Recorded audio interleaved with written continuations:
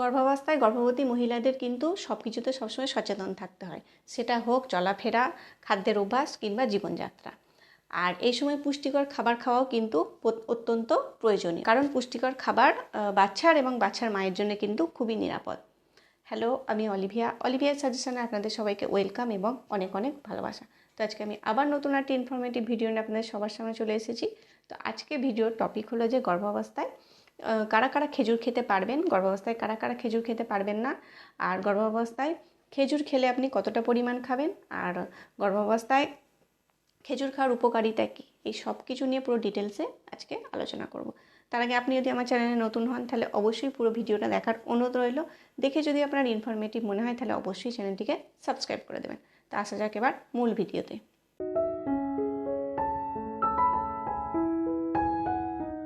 Normally আমরা শুনে থাকি যে গর্ভাবস্থায় খেজুর খাওয়া উচিত, এটা অনেক উপকারী, বিশেষ করে গর্ভাবস্থার 3rd ট্রাইমেস্টার থেকে। কারণ খেজুর খেলে গর্ভাবস্থায় নাকি নর্মাল ডেলিভারি হতে সাহায্য করে। দেখুন, গর্ভাবস্থায় খেজুর খাওয়া কিন্তু খুবই উপকারী। আপনি এই খেজুর দুধের সঙ্গে ফুটিয়ে খেতে পারেন, মিল্ক শেক বানিয়ে খেতে পারেন, কিংবা আপনি নর্মালি যেটা আর কি শুকনো খেজুর সেটা আপনি খেতে পারেন, দইয়ের সাথে মিক্স করে খেতে পারেন। আর খেজুরের আর কি মিষ্টি, মানে মিষ্টির সঙ্গে আর কি বাড়িতে যে মিষ্টিগুলো বানানো হয় খেজুর দিয়ে, সেরকম করে আপনি খেতে পারেন। আপনার যেরকম মন হবে আপনি সেরকমভাবেই কিন্তু খেতে পারেন, তবে অবশ্যই লিমিট করে কিন্তু খাবেন। আবার অনেক গর্ভবতী মহিলা আছে যাদের কিন্তু গর্ভাবস্থায় আর কি খেজুর খাওয়া যাবে না। দেখুন, খেজুর খেলে যেমন উপকারিতাও আছে তেমন কিছু অপকারিতাও আছে। খেজুরে প্রচুর পরিমাণে প্রোটিন আছে, ক্যালোরি আছে, ফোলেট আছে, এমনকি যেও আছে পটাশিয়াম, ম্যাগনেসিয়াম, ক্যালসিয়াম, আয়রন, এমনকি এতে প্রচুর পরিমাণে ফাইবারও পাওয়া যায়, যার জন্য আপনি যদি খেজুর খান, খেজুর খেলে কিন্তু অনেকক্ষণ পেট আর কি ভরা থাকে। এবার বলি যে গর্ভাবস্থায় কবে থেকে খেজুর খাবেন। দেখুন, এই খেজুর খাওয়া নিয়ে কিন্তু অনেকের মনে অনেক কিন্তু কোশ্চেন আছে যে গর্ভাবস্থায় 1st ট্রাইমেস্টার থেকে খাবো না 2nd ট্রাইমেস্টার থেকে খাবো না 3rd ট্রাইমেস্টার থেকে খাবো। দেখুন, গর্ভাবস্থার 1ম ট্রাইমেস্টারে বাচ্চার কিন্তু ফলিক অ্যাসিড আর আয়রনের কিন্তু খুব দরকার পড়ে, আর এই খেজুরের মধ্যে আপনি ফলিক অ্যাসিডও পাবেন আর আয়রনও পাবেন। তো গর্ভাবস্থায় 1st ট্রাইমেস্টারে আপনি খেজুর খেতে পারেন, তবে বেশি কিন্তু খেজুর খাবেন না, 1টা কি 2টো, এর বেশি কিন্তু 1st ট্রাইমেস্টারে কখনোই খাবেন না। এছাড়াও আপনি ডাক্তারের পরামর্শ নিতে পারেন যে আমার এরকম 1st ট্রাইমেস্টার চলছে, তো আমি খেজুর খেতে গেলে আমি কটা পরিমাণ আর কি কটা খেজুর খাবো, তো এটাও আপনি ডাক্তারের সঙ্গে পরামর্শ করে একবার জেনে নিতে পারেন। খেজুর আপনি 2nd ট্রাইমেস্টারেও খেতে পারেন আর 3rd ট্রাইমেস্টারেও খেতে পারেন। লাস্টের ট্রাইমেস্টার 3rd ট্রাইমেস্টারে আপনি 5 থেকে 6টা করে কিন্তু ডেলি খেজুর খাবেন, এতে অনেক রকম কিন্তু বেনিফিট পাবেন। তো আমরা এবার জেনে নিই যে আপনি গর্ভাবস্থায় খেজুর কেন খাবেন, খেজুরের কী কী উপকারিতা রয়েছে সেগুলো এবার আমরা জেনে নিই। দেখুন, পুরো গর্ভাবস্থাটা জুড়ে কিন্তু আয়রনের সমস্যা হলে কিন্তু প্রচণ্ড পরিমাণে অসুবিধা হয়, যেটা নর্মাল ডেলিভারি হতেও কিন্তু অসুবিধা হবে, আর বাচ্চার গ্রোথও কিন্তু ঠিকঠাক ভালো হবে না। তাই চেষ্টা করতে হবে এই গর্ভাবস্থাটা জুড়ে যেন আয়রনের কোনোভাবেই যেন আর কি কমতি না হয়। তো এক্ষেত্রে আপনি খেজুর খেতে পারেন।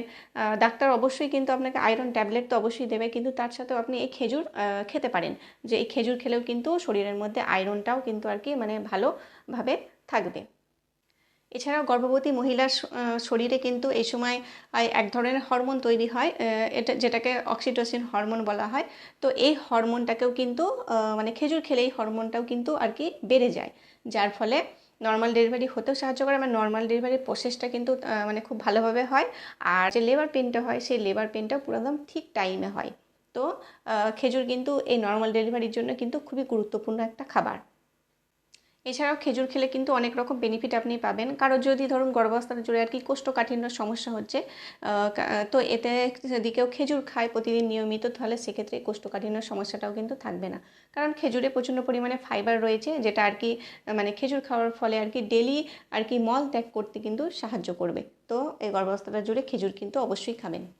এছাড়াও গর্ভাবস্থায় যদি ফলিক অ্যাসিডের মাত্রা আর কি কম থাকে, সেক্ষেত্রে দেখবেন এরকম একটা ব্যাপার আর কি হওয়ার চান্স থাকে যে কোনো বাচ্চা আর কি পেটের মধ্যেই দেখবেন তার আর কি মাথাটা পরিপূর্ণ হয় না, মাথার এই অংশটা দেখবেন একসময় খোলা থাকে, তো এটা ফলিক অ্যাসিডের অভাবে হয়। তো এছাড়া ডাক্তার কিন্তু পুরো গর্ভাবস্থার জন্য ফলিক অ্যাসিড সাপ্লিমেন্ট অবশ্যই দেয়, কিন্তু আপনি তার সাথে খেজুরটাকেও যদি খান তাহলে সেটা আরও ভালো উপকার হবে। এছাড়াও ফলিক অ্যাসিডের অভাবে আর কি বাচ্চার জন্মগত যে ত্রুটি হয়, সেই ত্রুটিগুলোও কিন্তু হবে না আপনি যদি খেজুর খান আর নিয়মিত আপনি যদি ফলিক অ্যাসিড সাপ্লিমেন্টটা নেন। এছাড়াও গর্ভাবস্থার তৃতীয় আর চতুর্থ মাসে কিন্তু প্রচণ্ড পরিমাণে ক্যালসিয়ামের প্রয়োজন হয়, কারণ এই সময় বাচ্চার হাড় তৈরি হয়, তারপর বাচ্চার হাড় বড় হতে হাড়গুলো একটু বাড়তেও শুরু করে। তো সেক্ষেত্রে কিন্তু ক্যালসিয়ামটা খুব বেশি প্রয়োজন। তো এক্ষেত্রে আপনি যদি খেজুর খান নিয়মিত, যদি ক্যালসিয়াম থাকে সেটা থেকে কিন্তু বাচ্চাও ক্যালসিয়াম পাবে আর আপনিও সুস্থ থাকবেন। তাই এই গর্ভাবস্থাটা জুড়ে কিন্তু অবশ্যই আপনি খেজুর খাওয়ার চেষ্টা করবেন, কারণ খেজুরে প্রচণ্ড পরিমাণে কিন্তু ক্যালসিয়াম রয়েছে। এছাড়াও এই ক্যালসিয়ামের ট্যাবলেটও কিন্তু ডাক্তার দিয়ে থাকেন, তো আপনি ক্যালসিয়াম ট্যাবলেটটাও খাবেন আর সাথে একটা দুটো করে আপনি খেজুরও কিন্তু খাওয়া শুরু করবেন। এছাড়াও গর্ভাবস্থায় অনেক মহিলার দেখা যায় যে ব্লাড প্রেশারের সমস্যা থাকে। তো আপনি যদি এই ক্ষেত্রে যদি তো এই ক্ষেত্রে সে যদি নিয়মিত খেজুর খায়, তাহলে এই ব্লাড প্রেশারটাও কিন্তু কন্ট্রোলে থাকে। এছাড়াও গর্ভকালীন সময়ে কেউ যদি নিয়মিত খেজুর খায়, সেক্ষেত্রেও কিন্তু বাচ্চার ওজন বাড়ে। দেখুন, অনেক সময় দেখা যায় যে বাচ্চার ক্যালসিয়াম এবং আয়রন বা ফলেটের অভাবে বাচ্চার ওজন বাড়ে না। তো সেক্ষেত্রে কেউ যদি খেজুর খায়, এই খেজুর থেকে ফলেট আর আয়রনটাও কিন্তু খুব ভালোভাবে শরীরের মধ্যে যাবে। তো বাচ্চার ওজনও কিন্তু খুব ভালোভাবে বাড়বে। আবার গর্ভাবস্থায় খুব প্রচণ্ড পরিমাণে দুর্বল ফিল করেন, তারা যদি এই গর্ভাবস্থাটা জুড়ে একটা করে যদি নিয়মিত রোজ খেজুর খেতে পারেন, তাহলে সেক্ষেত্রে কিন্তু অনেকটা এনার্জি পাওয়া যায়, কারণ খেজুরে কিন্তু প্রচণ্ড পরিমাণে ক্যালোরি রয়েছে।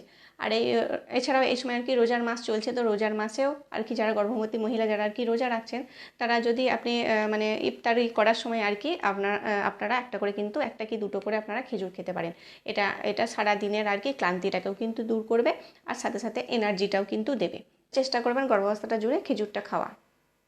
তো আপনি গর্ভাবস্থার প্রথম থেকে শেষ পর্যন্ত আপনি যদি খেজুর খেতে পারেন, তাহলে সেটা কিন্তু খুবই উপকারী হবে। তো গর্ভাবস্থায় আপনি ফার্স্ট ট্রাইমেস্টার থেকে লাস্ট ট্রাইমেস্টার পর্যন্ত খেজুর কিন্তু খেতে পারেন। তো এগুলো বললাম যে খেজুরের উপকারিতা কী। তো এবার আমরা জেনে নিই যে খেজুরের অপকারিতা কী কী আছে। দেখুন, খেজুরে অনেক পুষ্টিগুণ তো রয়েইছে। খেজুর আপনার যদি প্রচণ্ড পরিমাণে পছন্দ হয়, তার মানে এই নয় যে আপনি প্রতিদিন রোজ রোজ অনেকটা পরিমাণ করে খেজুর খাবেন। তো এটা কিন্তু ভুলেও করবেন না, কারণ খেজুরে প্রচণ্ড পরিমাণে কিন্তু কার্বোহাইড্রেট থাকে, যেটা খাওয়ার ফলে আপনি মোটা হয়ে যেতে পারেন, আপনার ওজন বেশি হয়ে যেতে পারে। আর এই মোটা হয়ে গেলে কিংবা আপনার ওজন যদি বেড়ে যায়, সেক্ষেত্রে কিন্তু নর্মাল ডেলিভারিতেও প্রবলেম হবে। এছাড়াও যাদের খেজুরে অ্যালার্জি আছে, তারাও কিন্তু এই গর্ভাবস্থাটায় খেজুর খাওয়া একটু অ্যাভয়েড করবেন। আর এর সাথে যাদের ডায়াবেটিস আছে, তারাও এই সময় খেজুরটা না খাওয়ারই একটু চেষ্টা করবেন। তাছাড়াও ডাক্তারের পরামর্শ নিয়ে আপনি খেতে পারেন। ডাক্তার যদি বলে যে না আপনার খাওয়া যাবে এই অবস্থায়, তাহলে আপনি খেতে পারেন, কারণ খেজুর রক্তের শর্করার পরিমাণটাও কিন্তু তাড়াতাড়ি বাড়িয়ে দেয়। তো এই ছিল আজকের ভিডিও। আশা করি ভিডিওটা অনেকটা ইনফরমেটিভ হয়েছে। এরকম ইনফরমেটিভ ভিডিও আরও পাওয়ার জন্য লাইক করবেন, শেয়ার করবেন আর অবশ্যই চ্যানেলটিকে সাবস্ক্রাইব করে দেবেন। তো দেখা হবে আবার নেক্সট ভিডিওতে।